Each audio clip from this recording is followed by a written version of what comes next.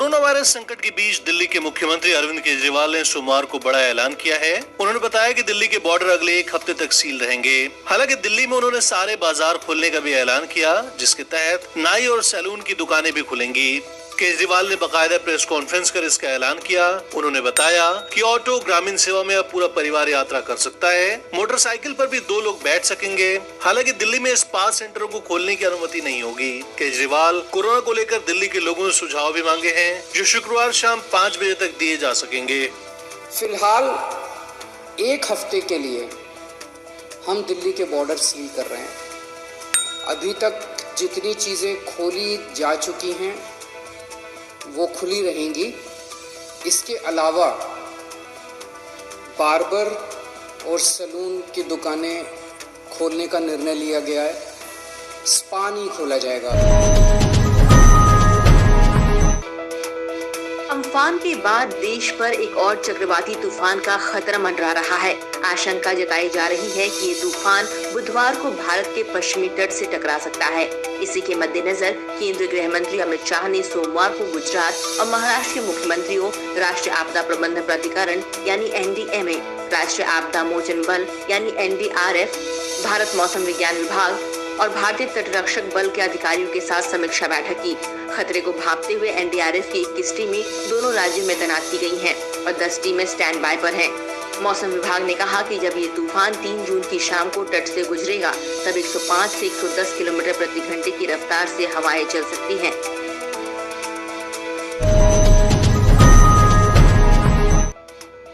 देश की अर्थव्यवस्था के लिए अच्छी खबर है।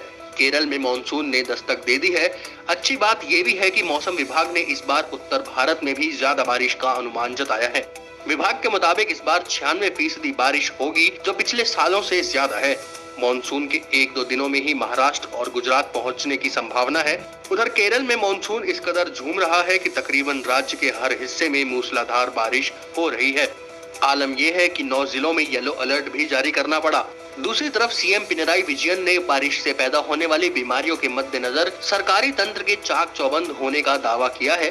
तिरुवनंतपुरम, कोल्लम, पठानमथिट्टा, अलापुझा, कोट्टयम, एर्नाकुलम, इडुक्की, मलप्पुरम और कन्नूर में खतरा ज्यादा बताया जा रहा है।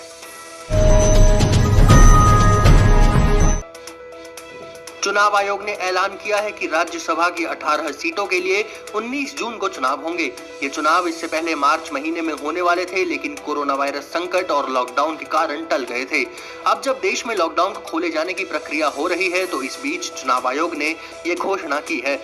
मुख्य सचिवों को सीनियर अधिकारी को इस चुनाव की तैयारी के लिए ड्यूटी पर लगाने के निर्देश दिए गए हैं। बता दें कि 19 जून को आंध्र प्रदेश, गुजरात, झारखंड, मध्य प्रदेश, मणिपुर, मेघालय और राजस्थान में चुनाव होंगे।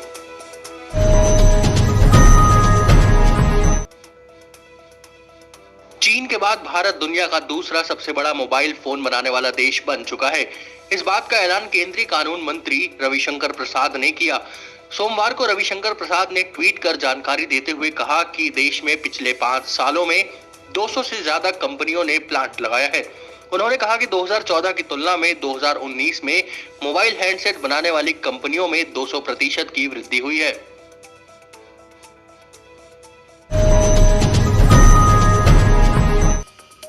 सोमवार को हुई केंद्रीय कैबिनेट की बैठक में किसानों के लिए भी कई अहम फैसले लिए गए। इनके तहत खेती से जुड़े काम के लिए 3 लाख तक के अल्पकालिक कर्ज के भुगतान की तिथि 31 अगस्त 2020 तक बढ़ाई गई है। फैसलों के बारे में जानकारी देते हुए केंद्रीय कृषि मंत्री नरेंद्र तोमर ने कहा कि 14 फसलों पर किसान को लागत के 50 से 83% तक कीमत मिलेगी। तोमर बोले कि देश में इस बार बम्पर पैदावार हुई है और अब तक 95 लाख मीट्रिक टन धान और 360 लाख मीट्रिक टन गेहूं खरीदा जा चुका है। सोमवार को हुई केंद्रीय कैबिनेट की बैठक में न केवल कई महत्वपूर्ण फैसले लिए गए, बल्कि कई अहम फैसलों को स्वीकृति भी दी गई। फैसलों की जानकारी देते हुए प्रकाश जावड़ेकर ने कहा कि शहरी और आवास मंत्रालय ने रेहड़ी पटरी वालों के लिए विशेष लोन की व्यवस्था की है और इसके तहत 10,000 रुपए तक का लोन दिया जाएगा। वित्त मंत्री ने आर्थिक पैकेज का ऐलान करते हुए इस लोन की घोषणा की थी, जिसे अब कैबिनेट ने अपनी हरी झंडी दे दी है। सरकार का दावा है कि इससे 50 लाख रेहड़ी वालों को फायदा होगा।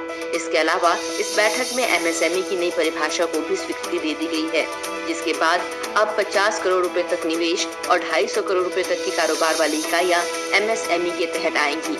इसके अलावा सरकार ने 4000 करोड़ रुपए के डिस्ट्रेस फंड को मंजूरी दी। साथ ही बंद हुई एमएसएमई के लिए 20,000 करोड़ रुपए का फंड बनाने का भी ऐलान किया गया है। देश में अनलॉक 1 का स्वागत कोरोना वायरस ने सबसे बड़ी उछाल से किया। सोमवार सुबह जो आंकड़े आए उसके मुताबिक 24 घंटे में कोरोना के 8,392 नए मामले सामने आए, जो एक दिन में सामने आई सबसे बड़ी संख्या है। इसके अलावा 24 घंटे में 230 लोगों की मौत भी हुई, जिससे देश में कोरोना मरीजों की कुल संख्या बढ़कर 1,90,535 हो गई। वहीं मरने वालों का आंकड़ा बढ़कर 5,394 हो गया है। देश में अब तक 91,819 मरीज कोरोना को मात देने में कामयाब हुए हैं। रिकवरी रेट भी बढ़कर 48.19% हो गया है। फिलहाल देश में 93,322 एक्टिव केस हैं।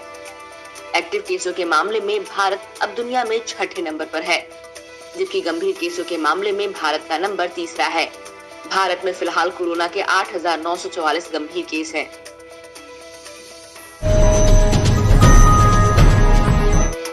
सोमवार को महाराष्ट्र में कोरोना से संक्रमित मरीजों की संख्या 70,000 को पार कर गई। प्रदेश में अब तक कोरोना से 70,013 लोग संक्रमित हैं। राज्य सरकार की ओर से जारी आंकड़ों के मुताबिक दिन भर के दौरान कोरोना के 2,361 नए मामले सामने आए, जबकि 76 लोगों की मौत हो गई। इन मौतों के बाद महाराष्ट्र में अब तक कोरोना से मरने वालों की संख्या 2362 पहुंच गई है। प्रदेश की राजधानी मुंबई का भी हाल बेहाल है। शहर के धारावी इलाके में सोमवार को 34 नए केस मिले, जिसके बाद यहां कुल मरीजों की संख्या 1,805 हो गई है। राज्य के आंकड़ों में जारी इन वृद्धि ने न केवल स्थानीय बल्कि केंद्र सरकार की भी चिंता बढ़ाई हुई है। देश में कोरोना संकट और आर्थिक सुस्ती की मार झेल रहे लोगों को अब एक और झटका लगा है। देश के ऑयल मार्केटिंग कंपनियों ने बिना सब्सिडी वाले एलपीजी रसोई गैस सिलेंडर की कीमतों में बढ़ोतरी का ऐलान किया है, जिसके बाद राजधानी में 11.50 रुपए प्रति सिलेंडर महंगा हो गया। अब दिल्ली में 14.2 किलोग्राम वाले गैर सब्सिडाइज्ड एलपीजी सिलेंडर की कीमत 581 रुपए 50 पैसे से बढ़कर 593 रुपए हो गई है। वहीं होटल, रेस्टोरेंट आदि जगहों पर इस्तेमाल होने वाले 19 किलोग्राम वाले सिलेंडर के दाम में 100 रुपए से ज्यादा का इजाफा हुआ है। अब दिल्ली में इसकी कीमत 110 रुपए बढ़कर 1139 रुपए 50 पैसा हो गई है। मार्च, अप्रैल और मई में रसोई गैस के दामों में लगातार 3 माह कटौती की गई। अब जून माह में इसकी कीमत में इजाफा किया गया। इस बाबत इंडियन ऑयल कॉर्पोरेशन का कहना है कि जून 2020 के लिए एलपीजी के दामों में अंतर्राष्ट्रीय स्तर पर बढ़ोतरी हुई है।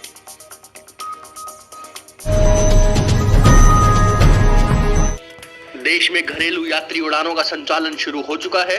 तमाम एहतियातों के बीच भी हवाई यात्रियों में से कुछ कोरोना संक्रमित पाए गए हैं, जिसके चलते संक्रमण का खतरा बरकरार है। इसी को ध्यान में रखते हुए डीजीसीए यानी भारतीय विमानन नियामक ने एयरलाइंस कंपनियों को निर्देश जारी किए हैं। इन नए निर्देशों में कहा गया है कि अगर मुमकिन हो तो एयरलाइंस कंपनियां 2 यात्रियों के बीच की सीट को खाली रखें, और यदि ऐसा ना हो पा रहा हो तो बीच में बैठने वाले यात्री को मास्क, शील्ड और गाउन मुहैया कराया जाए।